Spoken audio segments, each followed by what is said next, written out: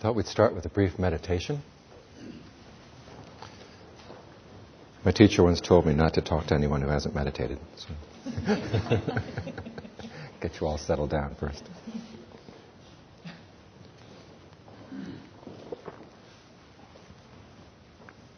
Okay. Close your eyes.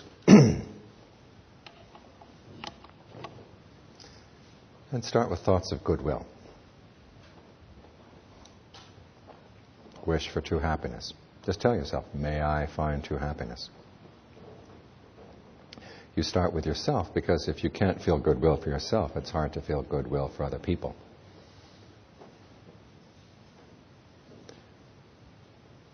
And think of where true happiness is found. It has to come from within.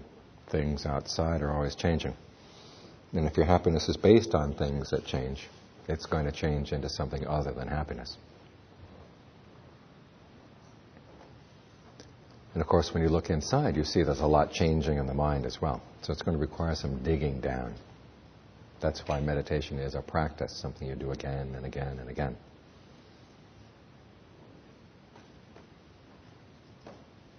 But the happiness doesn't wait till the end of the path. You find that you develop good resources inside all along the way.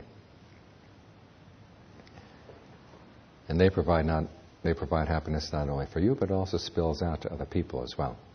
When you have an inner sense of well-being, you're less likely to inflict your greed, anger, and delusion on others. So the wish for true happiness, as I said, is not selfish. It spreads out to others as well. So do that. Start dedicating thoughts of goodwill to other people around you. First, start with people who are close to your heart. Your family, your very close friends. May they find true happiness as well.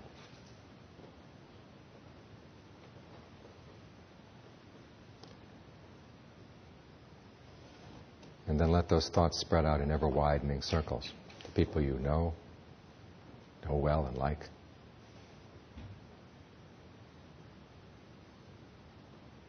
People you don't know so well.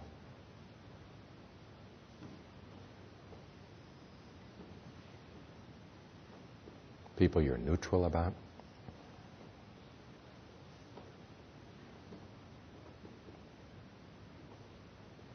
And people you don't like. Remind yourself that if everyone in the world could find true happiness within, the world would be a much better place to live in.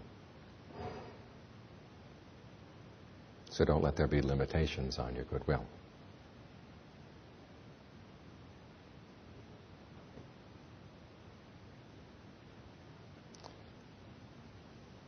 And spread thoughts of goodwill to people you don't even know. And not just people, living beings of all kinds. East, west, north, south, above and below. Out to infinity.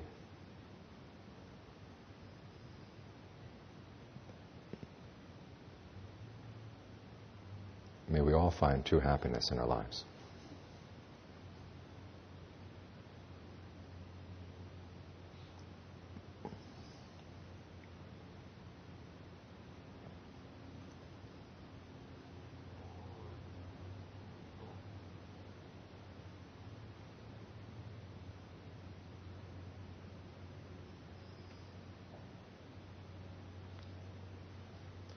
Now bring your thoughts back to the present moment. What do you have here right now? You've got the body sitting here breathing.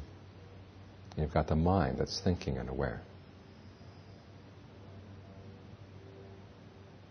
These are both your raw materials for digging down inside and the tools for digging.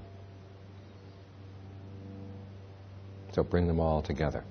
Think about the breath and be alert to how the breath is going. Know when it's coming in, know when it's going out.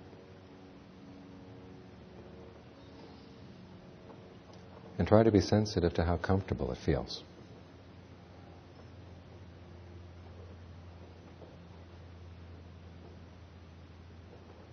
Notice which sensations in the body are the ones that tell you that now the breath is coming in, now the breath is going out.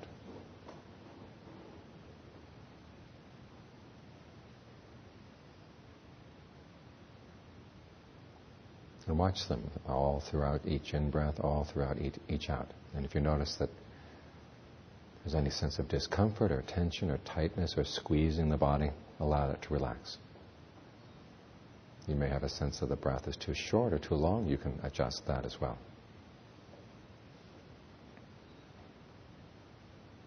You can experiment with deeper breathing, more shallow breathing, faster or slower, heavier or lighter.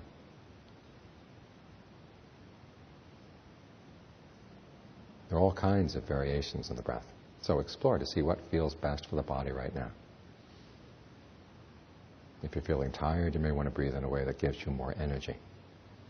If you're feeling tense, you may want to breathe in a way that makes you feel more relaxed.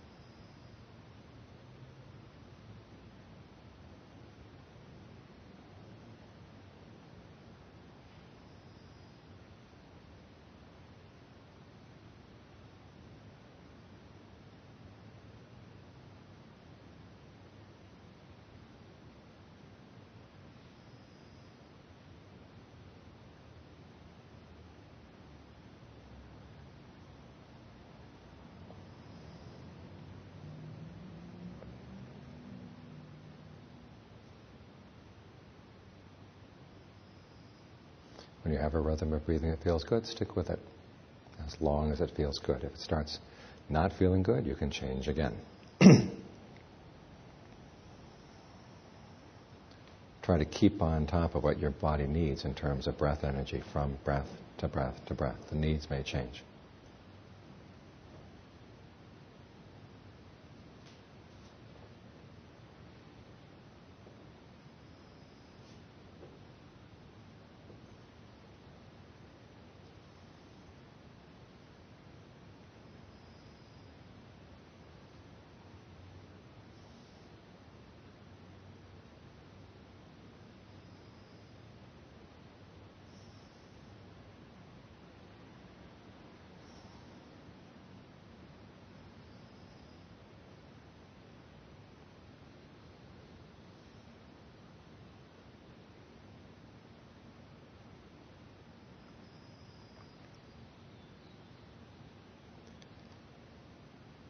The next step is to be aware of the whole body as you breathe in, the whole body as you breathe out.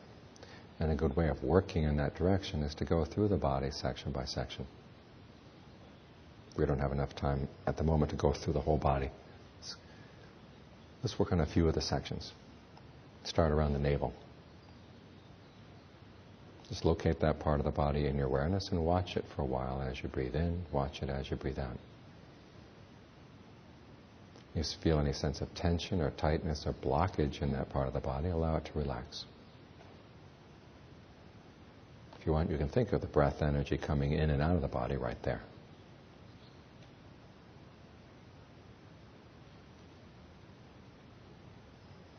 Working through any sense of tension or tightness and dissolving it away so that no tension builds up as you breathe in and you don't hold on to tension or tightness as you breathe out.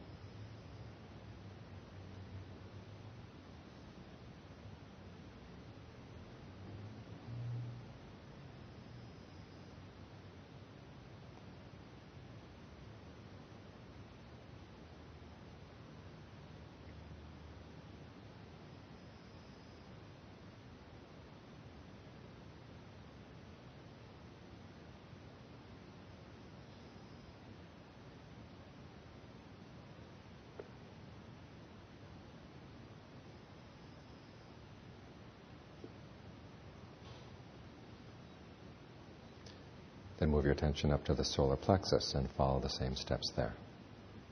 Locate that part of the body in your awareness. Watch it for a while as you breathe in and breathe out.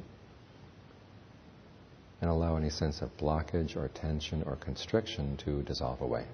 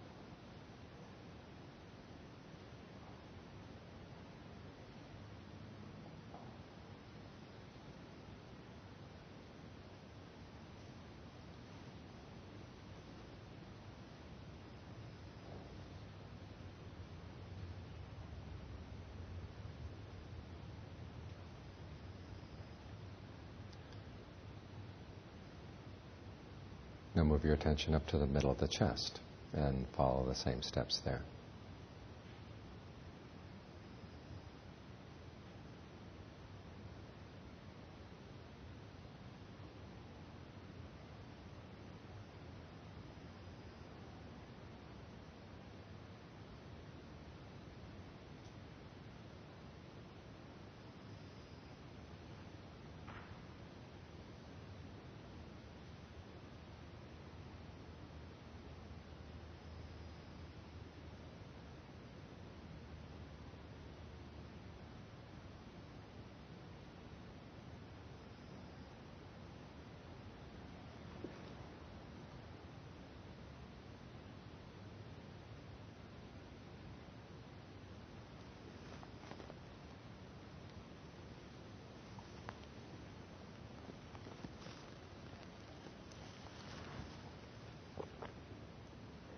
Now move your attention up to the base of the throat.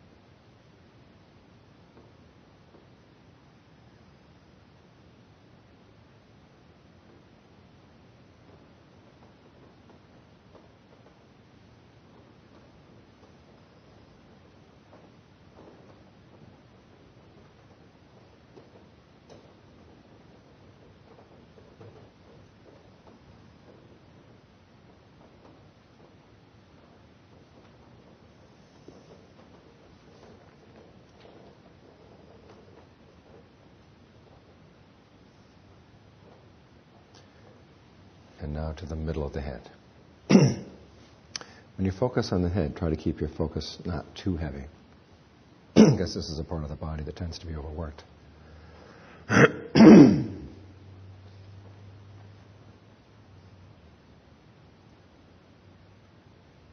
get the breath energy coming in and out of the head, not only through the nose, but also the eyes, the ears. In from the back of the neck, down from the top of the head.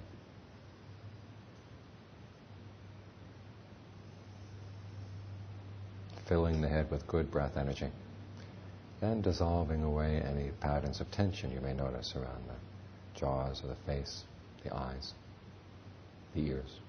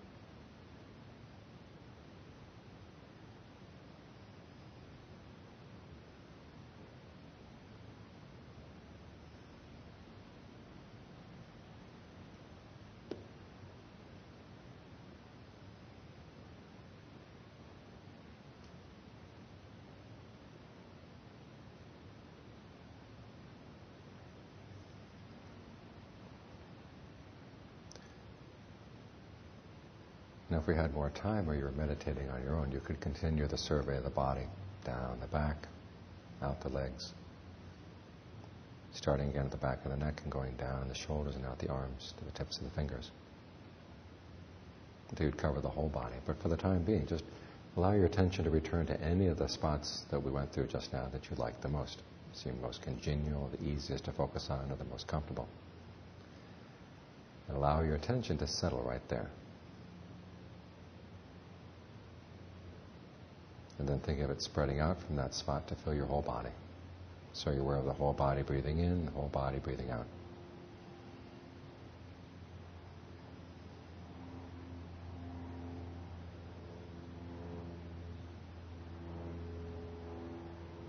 You may find that your awareness has a tendency to shrink, so keep reminding yourself with each breath, whole body, whole body. Aside from that, there's nothing else you have to do.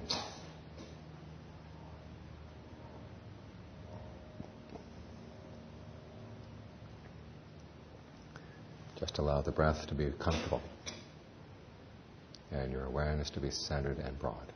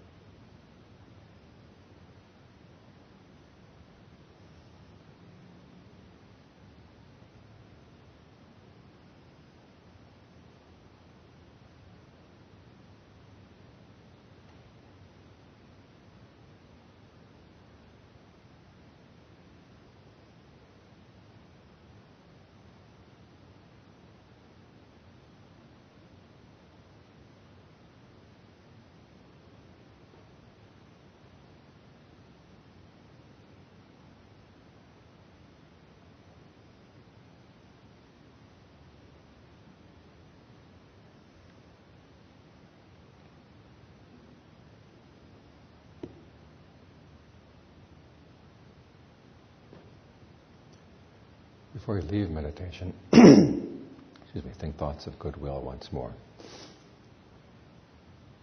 Think of whatever sense of peace or calm you felt during the meditation. And dedicate that to other people, other beings, either specific people you know are suffering right now, or to all living beings in all directions, east, west, north, south, above and below, out to infinity.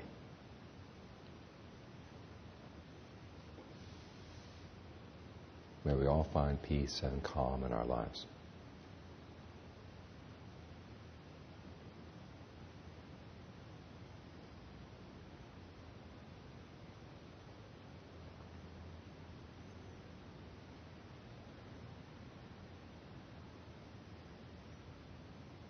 Remind yourself as you leave meditation that you don't really have to leave. You can open your eyes, talk, but the breath is still there. You can still stay in touch with the breath as much as possible. And that can create the context for your experience here today.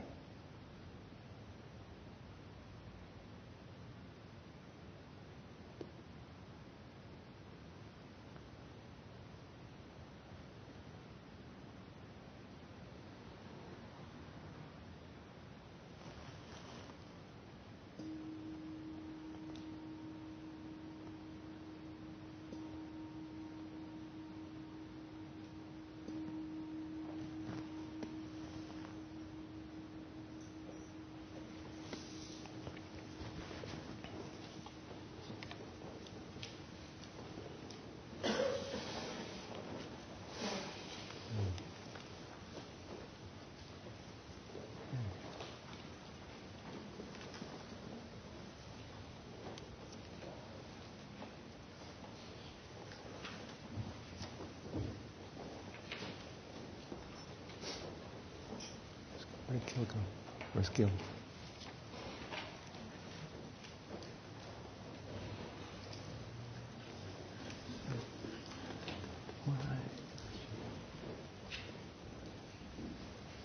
Before we start, can I have a show of hands? How many people did not get copies of the reading material?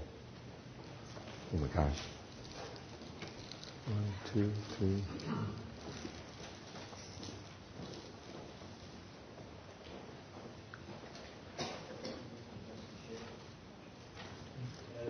We'll get some more coffee at lunchtime. And part of the problem for Bhakti Center is that once we switched over to all Dana offering of our classes, very few people registered. So it's very hard for us to know how many people are going to come. So Jeff suggested that maybe 60 people were going to come, and I thought that was wildly optimistic. We made about 60 copies, but more than 6 people came. And if some of you didn't get copies registered, I apologize, you should have gotten priority.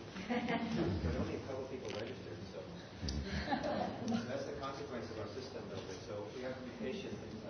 Later in the day, we'll go out and get more, get another 10, 12, 15 or so. But until then, hopefully people can share. People in the back row don't have any to share at all. Okay, I got one. Okay. Maybe there's people in the back here who are 3 in a row who don't have. Maybe someone in front can pass one back. Share. Okay.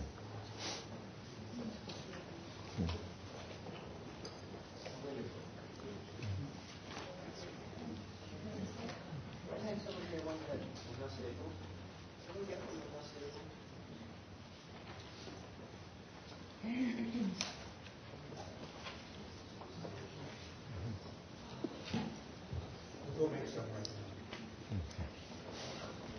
Okay. Okay.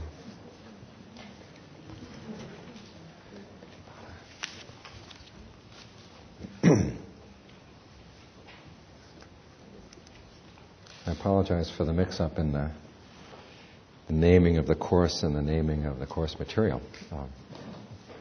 The course translates Iddhipada as basis of success, and the material translates it as basis of power, which shows you that Pali words have many translations.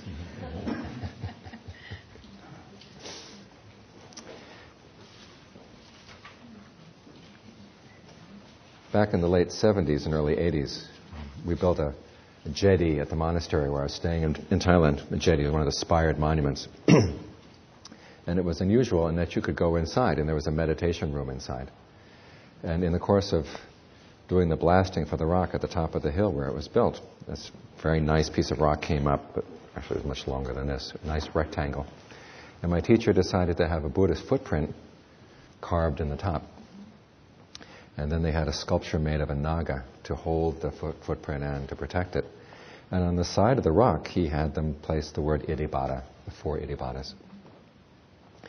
And in Thailand, everyone would know what that meant.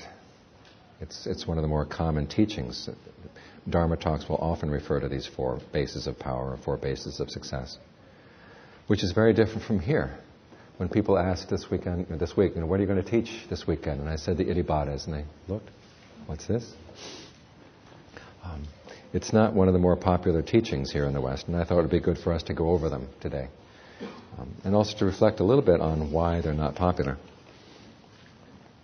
The first reason is that the word iddhi, I-D-D-H-I, which was translated either as success or as power, can be translated, is actually the name of psychic powers that can be gained through meditation.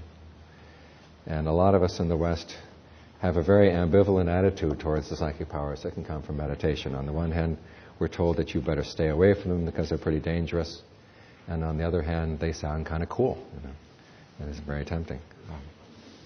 I know someone who's an editor of a Buddhist magazine who said one time, if he actually believed that these things were possible, he would drop his job as an editor and go and meditate in a cave. The only thing that kept him going was that he didn't believe they could actually happen. Another reason is if you look at the actual list, and a shorthand list has 4 elements. There's desire, effort or persistence, intentness, and discrimination, using the powers of discrimination in your mind. Now, most meditation instructions you get will tell you that 3 of those 4 things are things you should try to avoid. Try to avoid desire, try to avoid efforting, as they say it, and then try to avoid the discriminating mind. And yet here the Buddha is basing one of his sets of teachings, which he said in one place is equivalent to the Eightfold Path. He places these elements as essential to the path of practice. So I think it's important to reflect on the discrepancy here, why that happens. The concept of power, the concept of success also has the implication that there's a goal to attain. And again, we're often told that you have to avoid a sort of goal-based approach to the meditation. And a lot of that, I think, has to do with the problem simply of how you organize meditation retreats so people don't go crazy on the retreat. I'm serious.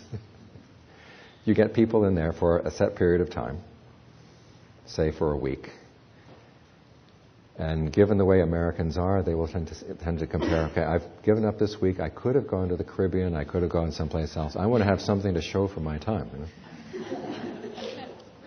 I at least should get stream entry by Tuesday. Yeah. And so what you do is you create a kind of pressure cooker environment, especially when people can't look at each other, can't smile, can't communicate. And so they were their own impersonal pressure cookers. And in order to release a lot of the pressure, one of the teachings that's useful in a retreat is for the teacher to say, okay, don't worry about the goals, don't worry about attaining, just learn to be with the present moment. And you get through the retreat okay. Really. And so they don't have people flipping out on them, you know. Which is fine for a retreat-based practice. But if you're thinking of a practice that's based on your entire life, that you're going to give your life to Dharma practice, you need to have goals. You need to learn how to approach them in an intelligent way, and in a mature way. A weekend retreat cannot teach you how to have a mature attitude towards goals, but if you're thinking of a lifelong practice, this should be an important part of the practice, is how you relate to goals. There really is such a thing as awakening. There really are, the possibility of overcoming defilement is a real possibility. But it's a large job. So you have to learn how to relate to large jobs, relate to a long-term practice in a way that doesn't get you discouraged. So the Iddhipada may be an awkward teaching to have on a retreat, but it's an important teaching to have in day-to-day practice. Because as many teachers in Asia will tell you, that these 4 qualities of desire, persistence or effort, intentness, and using your powers of discrimination are useful not only for dealing with the goals of meditation, but also any kind of goal, any kind of goal that you set for yourself. When it's translated as basis of success, a typical teaching in Thailand will be, if you want to complete your education, these are 4 good qualities to have in mind. If you want to complete any task, these are 4 good qualities. In fact, the word in Thai for gaining a diploma is to succeed in your education. Samrat Gan Saksa. And so the idea that the Iddhipada would apply to any student going through an education is a common idea over there. So that's one thing we should think about as we contemplate why the Iddhipadas have never been emphasized in the West. Second, I think, has to do with an attitude towards what the meditation is all about. We'll be going over the idea today that one of the purest or one of the most deep forms of pleasure is when you can have reality fit with your desires. And there are 2 extreme ways of approaching that issue, and many times we tend to fall into either of the extremes. One extreme, which I could call the Barney the dinosaur extreme, is that you decide, just through the force of your will, the force of wishing, you want things to change. Many people like to approach life with the attitude that if they will something strong enough, if they are persistent enough in their willing, that reality is plastic enough that it will change in line with their will. And as I said, you can associate this from anything from Barney the dinosaur to Adolf Hitler. It's that one extreme on the spectrum. The other extreme is that you have to tame your desires so that they fit in with things as they already are. In other words, abnegate your desires. And you will find in their abnegation that what little desire you have left fits in with reality and everything is perfectly fine. This type of thinking, you can trace back to, part of it goes back to the period of the Romantics. The idea being that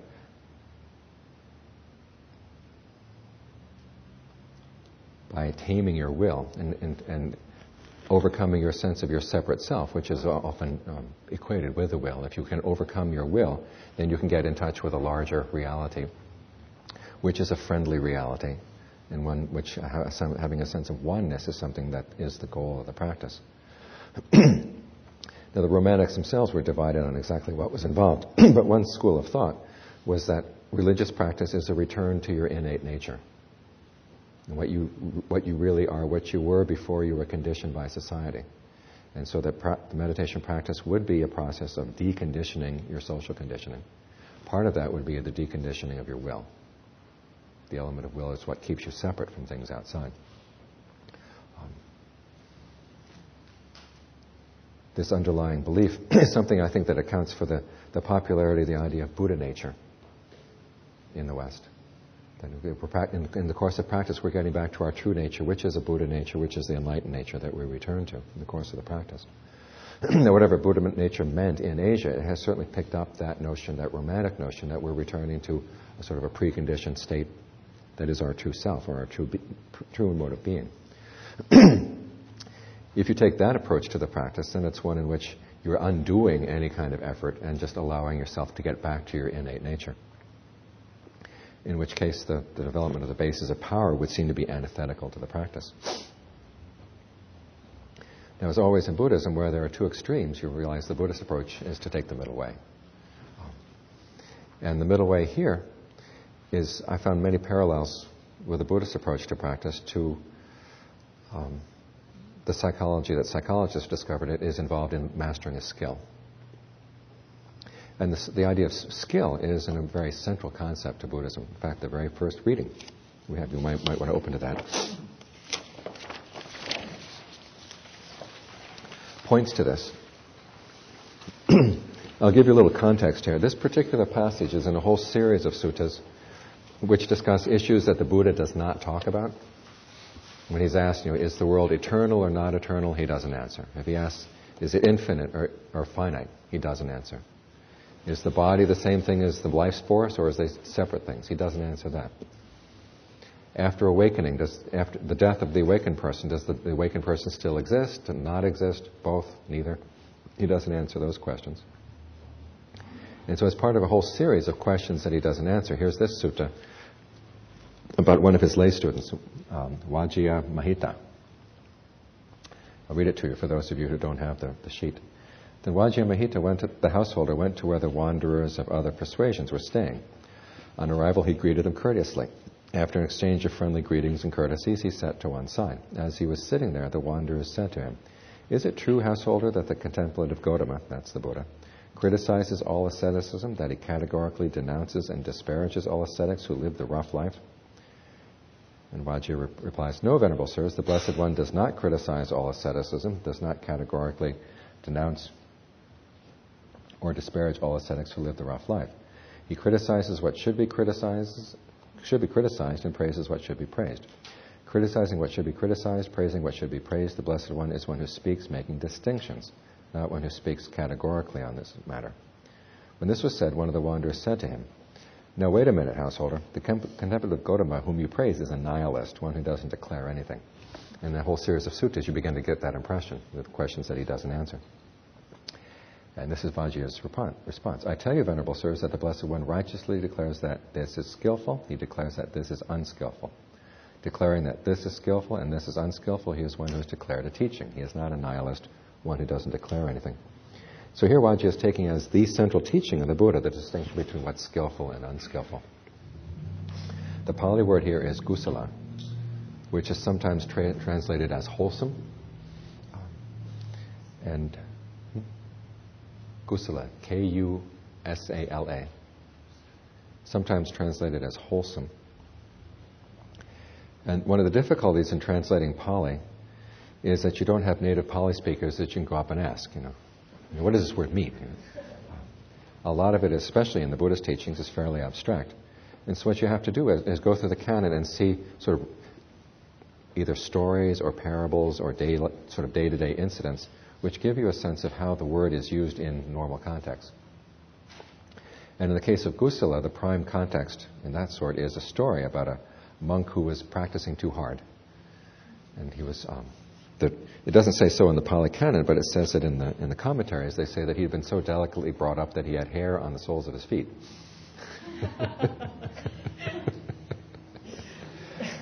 And the commentary also tells you that the word of this gets around. Somebody has hair on the soles of their feet. It's not kept secret very long. And the king wanted to see this. This was quite something. This is pretty rare. And so the word comes out that the young man is invited to the king's palace. So the parents talk to him. And they say, "Now, before you go to the king's palace, the king wants to see the bottom of your feet." Now, there are polite and impolite ways of showing him the bottom of your feet. And they say, "Don't just stick out your feet like this in front of you." Say, sit in a full lotus position, and the king can kind of glance at your lap and not be too obvious about staring at your strange feet here. And so the guy goes and he does as he's told. In the meantime, while he's there, he hears a little bit of the Dharma and decides that he wants to be a monk. And so he goes out to be a monk. That's in the commentary. You know the commentaries. They like to have funny stories. The story that's told in the canon is you've got this young monk who's very, very delicately brought up, and his walking meditation, he walks so much on his path that his feet start bleeding. There's blood all over the path, and he's beginning to get discouraged. He says, "Here, I've been trying so hard, and I'm not getting awakening." So the Buddha hears about this, sees what's happening, reads his mind, and so levitates from where he is and comes right down in front of the young man, as the young man is thinking, maybe I should disrobe. And that would be a very effective teaching. You're sitting there thinking of disrobing, and your teacher comes and lands right in front of you. And so the Buddha asks him, when you were a layperson, he said, "Were you kusala at playing the lute?" Now he's not asking him, "Did you play wholesome songs on your lute?" He's saying, "Were you skilled at playing the lute?" And the young man says, "Yes." He says, "Do you remember that when you tightened the string on the lute, and when they were too tight, what was it like?" He said, "Well, you couldn't play it. Sometimes the string would snap. And if it was too loose," he said, "well, in that case, then you couldn't play anything at all. The string wouldn't make a sound. The string would have to be tuned just right, and then once you had your first string tuned just right, you tuned the other strings of the lute to that first string. And that way you could play the lute properly, and the song would sound good." He said in the same way, when you're practicing meditation, you tune your string of your effort first to what you're capable of. And then once you've tuned that, then you tune the other qualities that are needed in the practice to that basic level of tuning. And then your practice will lead to the results that you want. Now, as a result of this, the young man practiced. His effort was in tune, and as a result, he became an arahant. The point here being, related to here, is that the word kusala primarily means skillful. And it's important to think about what this means. The idea that skills are possible, or that skills are important, means several things. One, it means that there are patterns in life. There's patterns of cause and effect that you can learn about in life. If the world were totally chaotic, there would be no purpose in spending time to master a skill, because what you had mastered wouldn't be necessarily useful further down the line. It does, however, on the other hand, mean that even though there are patterns of cause and effect, they're not totally deterministic. If things were deterministic, you wouldn't have to work at making a skill. You'd either have it or you wouldn't. But the fact that skills are possible and that skills can be mastered shows that life has patterns, and the patterns can be affected by the way you would pay attention to what you're doing. Now, you think of what's involved in learning a skill. We'll be going in more detail on this particular topic later on in the day. By the way, let me stop just for a minute and give you sort of an overview of what the day is going to be like. The first part of the day, we'll be going over the material in the reading passages, talking about skillfulness, talking about issues of how the Iddhipadas, or the basis of power, relate to developing a skill. Then the next section, which will probably come right after lunch, and you're probably going to be sleepy, I'll be telling you some stories about psychic powers, just to keep you awake. Third part is to go into some findings that psychologists have had about developing skills. What exactly is needed in developing skills. This is based not on a scientific document, but on a New Yorker article that appeared a couple years ago, where they had interviewed and studied various people who were skillful. There was a surgeon named Charlie Wilson, who used to be a brain surgeon at UCSF, Wayne Gretzky, Yo-Yo Ma, Michael Jordan, and to see what qualities these people who had mastered skills, what qualities they all had in common. And it turns out that the qualities they had in common were the Iddhipadas, the 4 bases of success. And so I think it's interesting to reflect on what psychologists have discovered in this kind of study, and how they throw some extra light on the Iddhipadas and the role they play in the practice. And then finally, we'll go back into the issue of meditation, specifically on how to apply the approach of skillfulness to the practice of meditation. So that's the way the day is going to be marked out.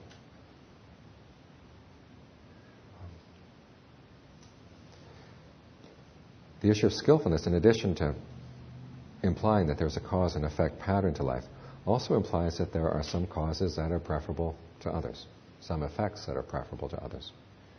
If it didn't matter what you were doing, if it didn't matter whether you could play the piano well or play the piano poorly, no one would bother to put all that effort into playing it well. But the fact that a well-played piano sounds a lot better than a poorly played one implies that some results are preferable to others. And in fact, it's this combination that there's desirable and undesirable results, and then there's a pattern of cause and effect. This provides the framework for the Four Noble Truths, which, as we all know, is kind of the major structure of the Buddhist teachings. You have undesirable effect, which is suffering. You have unskillful cause, which causes that effect, which is craving and ignorance. You have the desirable effect, which is the end of suffering, and then the skillful causes, which is the Eightfold Path that takes you there. So implicit in the teachings on the Four Noble Truths is this distinction between skillful and unskillful. It may sound like a dualistic teaching, but if you're going in for brain surgery, you want to have a dualistic surgeon, So it's not dualism for the sake of dualism. It's just a very realistic approach to life, that happiness is better than suffering, and long-term happiness is better than short-term happiness, which is what the Buddha says. That understanding there is the basis for all discernment and wisdom. Look at passage 2 here. So this is the way leading to discernment. Another way to translate discernment would be wisdom.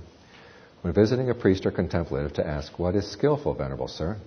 what is unskillful, what is blameworthy, what is blameless, what should be cultivated, what should not be cultivated, what when I do it, and this is the big question right here, what when I do it will be for my long-term harm and suffering, or what when I do it will be for my long-term welfare and happiness. Okay, those last two questions have some important implications. One is you realize that your happiness or suffering depend on your actions. Again, things are not totally determined by outside factors. What you do has an important impact. Secondly, the kind of happiness you want is something that is long-term. Something that's not going to change on you. Now, ideally, long-term would even be better if it were totally timeless. In fact, that's what one of the Buddha's discoveries on it in the night of his awakening, was that there is a welfare and happiness which is totally independent of time, which is what we're working towards. But the way to get there is to work on being more and more sensitive to what you do that creates long-term happiness. This is what the Eightfold Path is all about.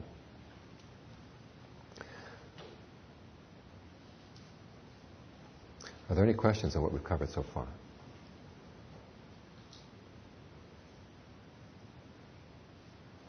Okay. Yes? This may seem certainly obvious, but you very clearly say what the four bases are. Okay. In Pali? Okay, in Pali, okay. The first one is desire, but this is just a shorthand definition because there's actually a long formula which we'll be going over in the material. But for just shorthand purposes, desire, the word chanda, C-H-A-N-D-A. Second one, the Pali word is virya, V-I-R-I-Y-A, which can be translated as persistence, effort, or energy.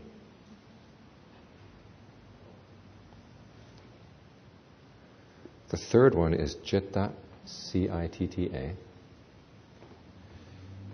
And that, of the four, it's the most difficult to translate, because normally the word citta means mind. But it has other meanings as well. In this case, it means intentness. It can also mean will. Acts of will. And the fourth one, translated as discrimination or analysis, is vimamsa. V-I-M-A-M-S-A.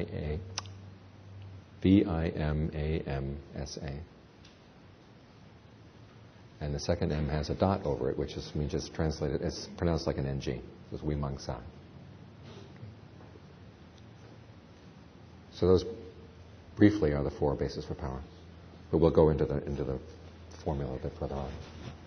Can you spell the last one again? V-I-M-A-M-S-A. And the second M has a dot over the top. Yeah. And the Pali word for persistence? Virya, V-I-R-I-Y-A.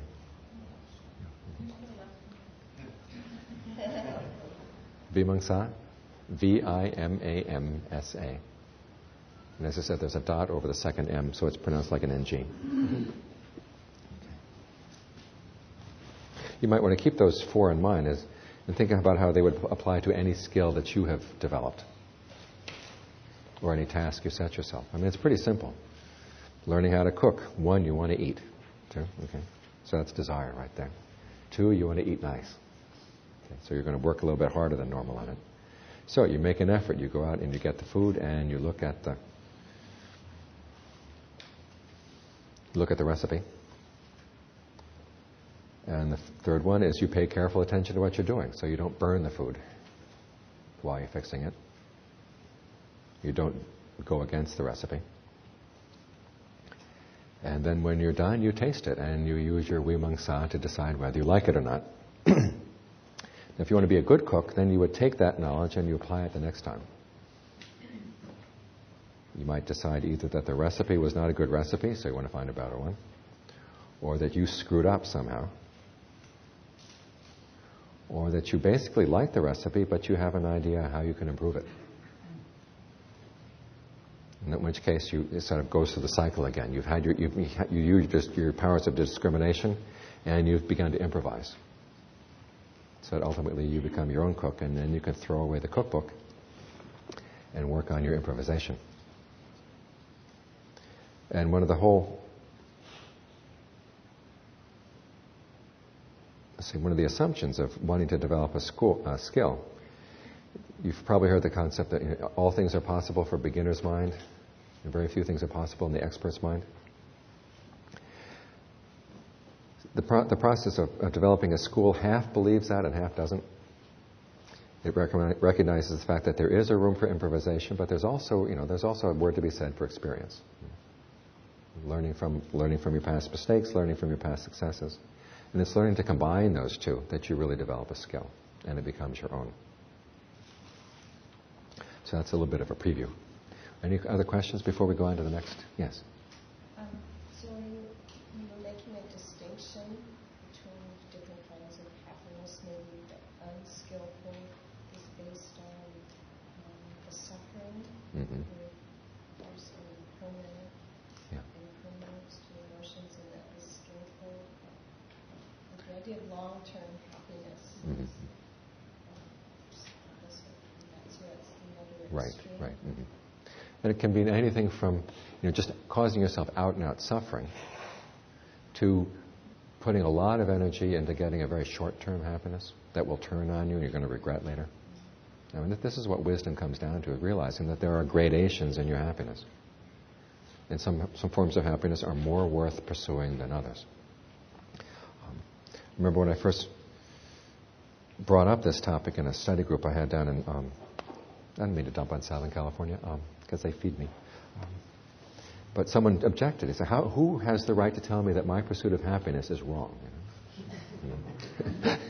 I like my happiness. Nobody has any right to tell me any different.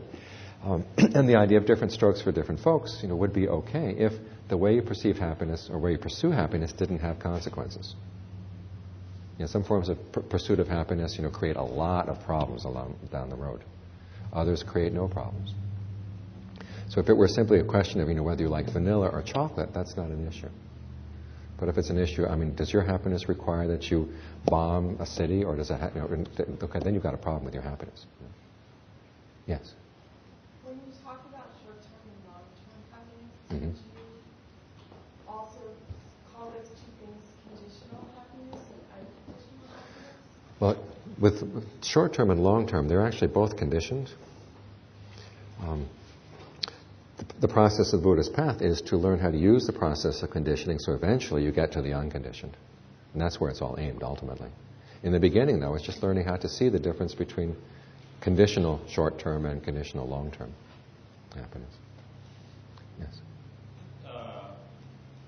Say like vanilla chocolate, and nothing real controversial about that, but some people would dig deeper and say, well, if you look at the way The chocolate is grown in Africa, yeah. the trees and stuff like that, so our implications and having desire to receive 9 or 50 based on that.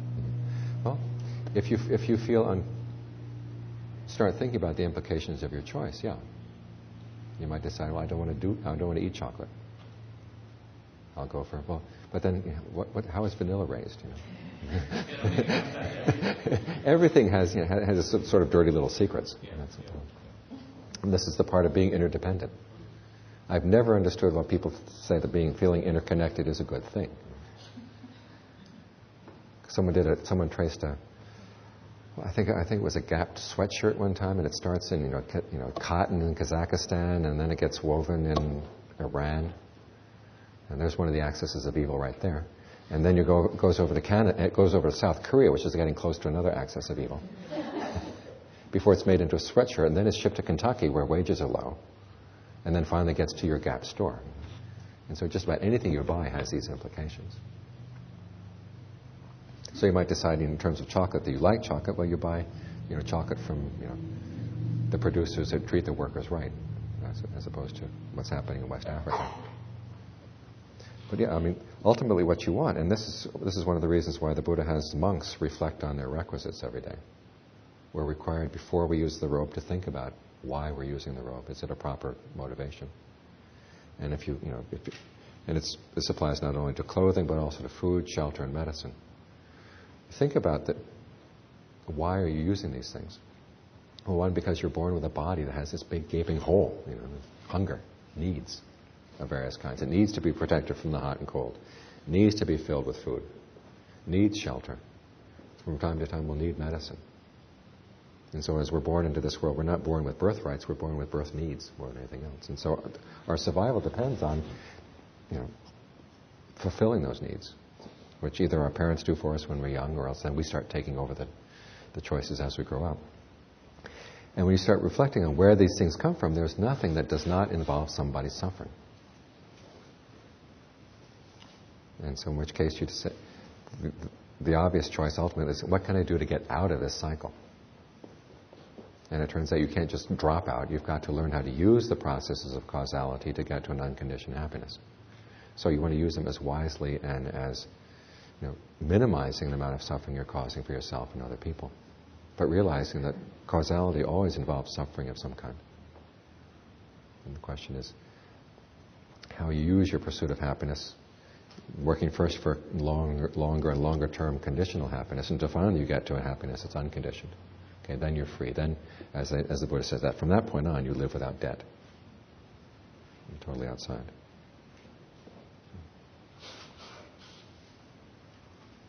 And I think I don't know if I mentioned in this group, but several years back, I made the point that one of the very first teachings they give to young novice monks and nuns, this goes way back from early centuries in the Buddhist tradition, was a series of questions. What is 1? What is 2? What is 3? What is 4, 5, and on up to 10? And some of the answers are pretty obvious. What is 4? The 4 Noble Truths. What is 5? The 5 Khandhas.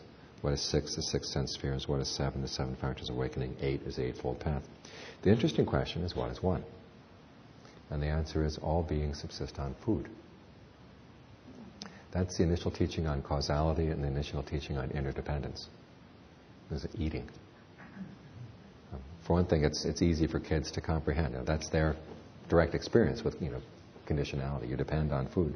Secondly, the more you think about it, our interdependent relationships are not totally pure. They leave their mark. And there's some traditions that will compare causality to light reflecting off of mirrors. The old Huayan teaching of the mirrors surrounding the lamp and the Buddha image. And causality is just the light reflected off the mirrors. The light reflected off mirrors doesn't do any harm to the mirrors.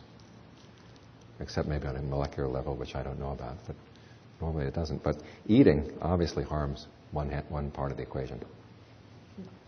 And many times it's bad for both.